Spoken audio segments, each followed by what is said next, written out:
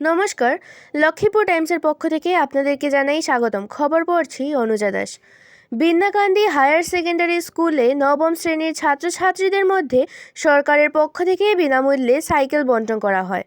বৃহস্পতিবার উক্ত স্কুলের পরিচালন কমিটির সভাপতি ডক্টর রাজেন্দ্র প্রসাদ গোয়ালার পৌরোহিত্যে অনুষ্ঠিত সভায় অতিথি হিসেবে উপস্থিত ছিলেন অভদেশ সিং, বিন্নাকান্দি ভুবন হিল জেলা পরিষদ সদস্য কিষাণ রিকিয়াসন, জিপি সভানেত্রী রীতা গোয়ালা, এপি সদস্যা সুদামা রবি দাস, দুর্গাকান্ত পাণ্ডে, নারায়ণ ভট্টাচার্য, সুরেশ গোয়ালা, বাচ্চু বাউরি, জয়রাম গোয়ালা, জয়মতী দাস ও উক্ত স্কুলের ভারপ্রাপ্ত অধ্যক্ষ দেবীপ্রসাদ পাল।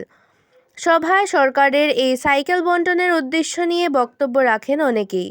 সভা শেষে উক্ত স্কুলের 228 জন নবম শ্রেণীর ছাত্রছাত্রীদের হাতে একটি করে সাইকেল তুলে দেন অনুষ্ঠানের অতিথিরা।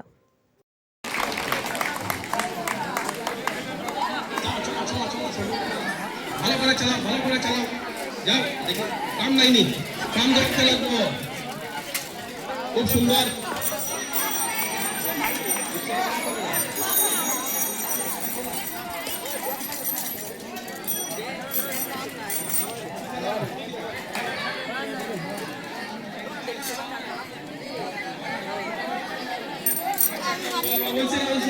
বসে